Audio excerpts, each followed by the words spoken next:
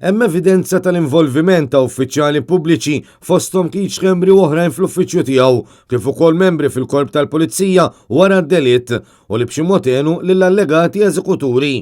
Din hi waħda mill-ħafna konklużjonijiet li joħorġu mill-inkjesta pubblika indipendenti li tmexxiet mill-eks Prim Imħallef Joseph Sajt Policino, mill-eks Imħallef Michael Mallija u mill-Imħallef Abigail Faro u li rapport tagħha ġie ppreżentat il-ħamis.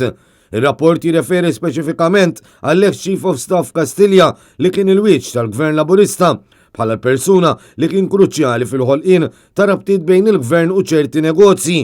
Dan meta l-inkjesta sabet provi ta' rabtiet bejn nies fil-poter u nies involuti fin-negozju.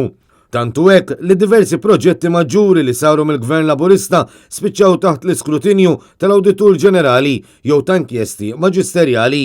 Bl-istess mod, il-bord qal ukoll li anke l-eks Prim Ministru Joseph Muscat u responsabbli għal dak li ġara, partikolarment għad-deċiżjoni tiegħu fl-ewwel lok li ma jieħux passi serji fil-konfront ta' Keith Schembri u Konrad Mizzi meta ġew implikati fil-Panama Papers, kif ukoll li baqa' jżommhom fil-kariga wara l-pubblikazzjoni tal-istorja ta' 17 Black. Fir-rapport ingħad li fil-waqt li Muscat seta' jiġġustifika d-deċiżjoni tiegħu dwar il-Panama Papers bħala deċiżjoni politika żbaljata, xi ħaġa li l-bord ma aċċettax. Żgur li ma setax jagħmel l-istess dwar ta' 17 Black la darba saret allegazzjoni ta' aġir kriminali serju li timplikhom it-tnejn. Il-bord innota l-pjan orkestrat biex il-ġurnaliżmu investigattiv ta' Defni Karwana Galizja jiġi neutralizzat u dan biex kun limitat tal-ħsara għal poter politiku u biex kun limitat il-preġudizzju irrimedjabbli li setgħu isofru dawk li kienu interessati jibqgħu javvanzaw il-proġetti anke għall-interess personali tagħhom. Pjan li l-bord jgħid li rnexxa għax kien ċentralment organizzat mill-Uffiċċju tal-Prim Ministru. Ir-rapport jgħid li membri għoljin fil-Korp kienu wkoll involuti fi ħbiberiji mhux xierqa wara li seħħ dan id-delitt makabru u jinsisti li s-sens ta' impunità kien mifrux f'kull livell qisha qarnita. Fil-fatt ir-rapport li fih aktar minn 430 paġna isemmi r-rabta bejn ċirku ristret ta' politiċi, negozjanti u kriminali.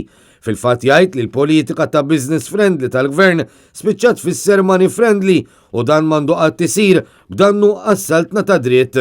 Ir-rapport fuq l-inkjesta li ilha għaddejja minn Diċembru tal-2019 jgħid b'mod ċar li l-Pulizija kellhom obbligu jagħtu l-protezzjoni filwaqt li l-Istat kellu jħares ħajjet il-ġurnalista.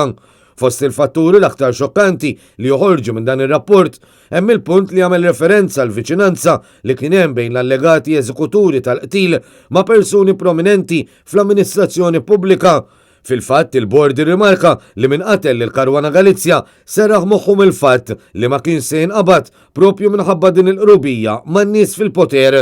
L-inkjesta tirakkomanda fost l-oħrajn li joħoloq reat speċifiku għal persuni f'kariga pubblika li jfixklu jew jittantaw jfixklu l-pulizija fil-qadi ta' dmirijietom u reat simili għal min jassoċja ruħu ma' kriminalità fuq stil mafjuż. U meħtieġ ukoll li titfassal liġi ġdida għal kontra persuni li telfu l-ġustizzja.